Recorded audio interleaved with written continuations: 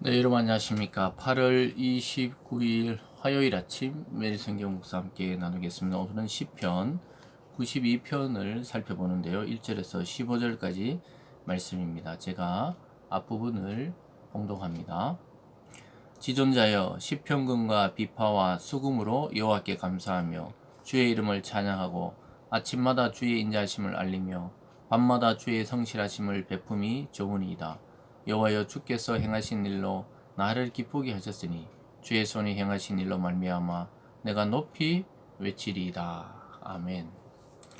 오늘 본문을 중심으로 악인의 멸망, 의인의 번성, 악인의 멸망과 의인의 번성에 대해서 살펴보겠습니다. 오늘 시인은 악인을 멸망시키시고 의인을 번성케 하시는 의로운 통치자가 바로 하나님이라고 말씀하면서 그 하나님 안에서 안심하라고 이야기하고 있습니다. 그래서 의인들은 악인들이 흥하고 또 번성하고 영광을 누리는 걸 보면서 때로는 이해할 수 없다. 또 때로는 저들이 망해야 되는데 왜 우리가 이렇게 고난을 당하는가? 이렇게 의문을 가질 때도 있다는 것이죠. 근데 오늘 그 말씀에 대해서 하나님이 정확하게 오늘 어떻게 되는지 말하고 있습니다. 그래서 하나님의 의로운 통치는 결국 악인들에게는 멸망을 가져다 주는 것이고 의인들은 더욱더 번성하고 영광을 누리는 것으로 결말지어진다고 이야기하고 있습니다. 그래서 오늘 첫 번째 하나님의 의로운 통치에 대해서 이야기합니다. 그게 1절부터 아까 3절이죠. 지존자여 시편금과 비파와 수금으로 여호와께 감사하며 주의 이름을 찬양하고 아침마다 주의 인자하심을 알리며 밤마다 주의 성실하심을 베품이 좋으니이다.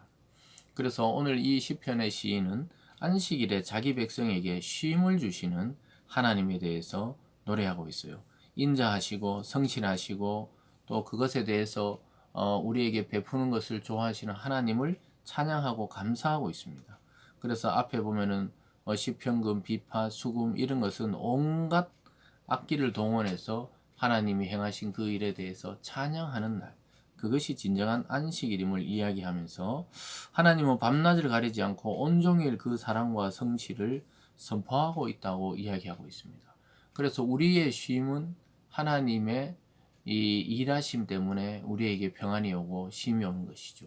이 세상이 여전히 오늘도 해가 뜨고 또 해가 지고 또 하루가 가고 하루가 오고 이 모든 법칙과 원리들은 하나님의 의로운 통치 안에서 여전한 방식으로 작동하기 때문이죠. 하나님의 의로운 손길과 사랑의 손길이 끊어지는 순간 이 세상은 혼돈이 오고 멸망이 오고 또 끝이 나게 되는 것이죠. 그래서 계속해서 4절부터 6절까지도 마찬가지입니다. 여호와여 주께서 행하신 일로 나를 기쁘게 하셨으니 주의 손이 행하신 일로 말미암아 내가 높이 외치리이다. 여호와께서 주께서 행하신 일이 어찌 그리 크신지요. 주의 생각이 매우 깊으시나이다. 어리석은 자도 알지 못하며 무지한 자도 이를 깨닫지 못하나이다.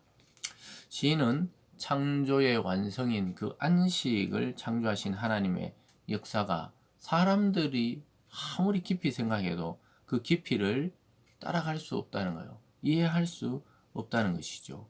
그것이 아까 5절 끝에 보면은 주의 생각이 매우 깊으시니이다. 그래서 인간으로서는 하나님이 행하신 일을 다 알 수가 없다고 이야기하고 있어요. 특별히 어리석고 무지한 자는 전혀 깨닫지 못한다고 이야기하고 있습니다. 그래서 우리가 피조물로서 제일 먼저 해야 될 것은 하나님의 창조와 또 통치 또 하나님의 운행하심을 인정하는 삶입니다.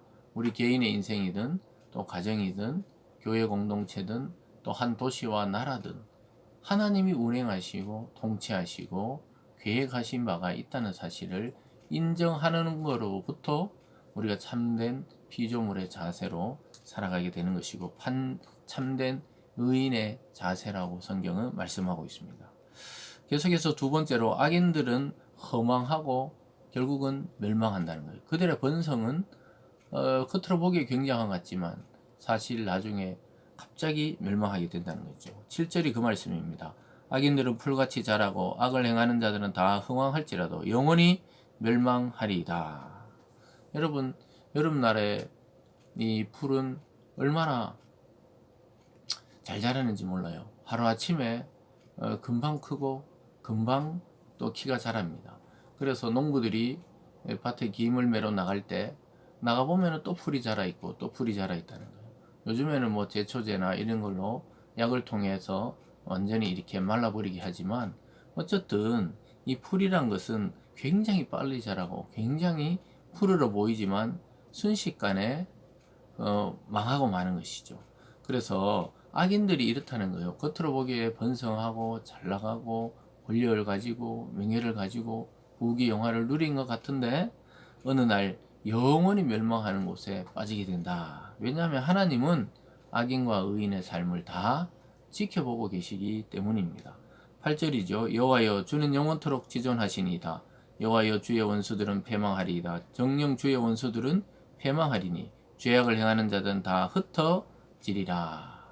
사랑하는 여러분, 이 세상을 살아가다 보면 굉장히 불의한 것 같고 불합리하고 또 늘 사람들을 괴롭히는 것 같고 또 마음이 바르지 못한 자들이 굉장히 잘 사는 것처럼 여겨지고 흥하는 것처럼 여겨질 때가 있죠. 그것을 부러워하지 말라고 오늘 말씀하고 있습니다. 오히려 하나님은 하나님을 의지하는 자의 영광을 높여준다 그래요. 10절은 보면 그러나 주께서 내 불을 들소의 불같이 높이셔서 내게 신선한 기름을 부으셨나이다. 내 원수들이 보응받는 것을 내 눈으로 보며 일어나 나를 치는 행악자들이 보응받는 것을 내 귀로 들었도다. 뿔은 영광과 권위를 상징하죠. 하나님이 의인들이 굉장히 고난받고 있는 것 같지만 어느 날 큰 영광과 높은 자리와 명예와 지위를 주셔서 그 뿔이 높아진 같이 영광스럽게 하는 것이죠. 성경에 흔히들 우리가 요셉의 예를 많이 들죠. 요셉은 형들에게 팔리고 또 자기가 섬기던 주인의 아내에게 모함받아 감옥에 갇히지만 하나님은 그를 기억하고 계시고 그의 성품과 인격과 또 하나님을 섬기는 것을 아시고 가장 낮은 곳에서 가장 높은 애굽의 총리로 발탁하시고 올려주셨죠. 그래서 들소의 불같이 높이셨다 이렇게 말하는 것처럼 그의 지위는 제일 낮은 감옥의 죄수에서 가장 제국의 높은 자리까지 하나님이 바로 올리셨죠.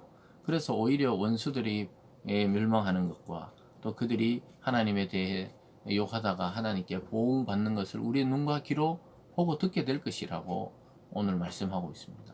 저와 여러분, 우리가 정말 신실한 신도로 또 하나님을 섬기는 자로 살아간다면 하나님은 언제든지 우리의 위치를 높여주신다는 것이죠. 그래서 의인의 번성을 오늘 마지막으로 이렇게 말합니다. 12절에 보면요. 의인은 종려나무같이 번성하며 레바논의 백향목같이 성장하리로다. 이는 여호와의 집에 심겼음이요 우리 하나님의 뜰 안에 번성하리로다. 번성이란 말이 두 번 나오죠. 종려나무는 쫙쫙 뻗어 있는 나무입니다. 그와 같이 번성할 레바논의 백향목은 그 당시에 가장 좋은 재질의 나무를 레바논의 백향목이다 이렇게 말했는데요. 그와 같이 성장한다는 것입니다. 그래서 의인은 사시사철 푸르고 든든하고 또 키가 높고 번성하는 나무들처럼 그와 같이 자라게 될 것이라고 분명하게 말씀합니다. 왜냐하면 하나님의 집에 심겨져 있고 하나님의 뜰 안에 있기 때문에 번성한다는 것이죠. 노년이 되어서도 성실하고 신실한 하나님이 지키십니다. 14절에 보면요. 그는 늙어도 여전히 결실하며 진액이 풍족하고 빛이 정정하니 여호와의 정직하심과 나의 바위 되심과 그에게 불의가 없음이 선포되리로다. 사랑하는 여러분, 젊은 날만이 아니라 우리의 노년도 하나님은 알고 계시고 지키신다는 거예요.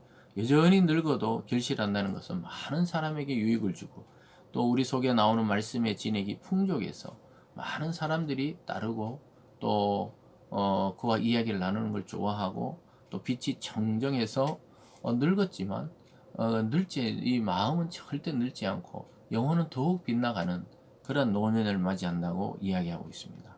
사랑하는 여러분, 오늘 말씀은 분명합니다. 악인은 멸망이요 의인은 번성입니다.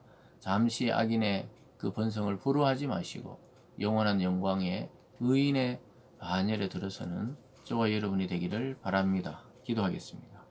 사랑의 하나님 아버지, 의인의 길을 걷게 하시고 하나님의 뜰에 심겨진 나무같이 영원토록 푸르름을 유지하는 우리들 다 되게 하여 주시옵소서. 감사드리며 예수님 이름으로 기도드리옵나이다. 아멘.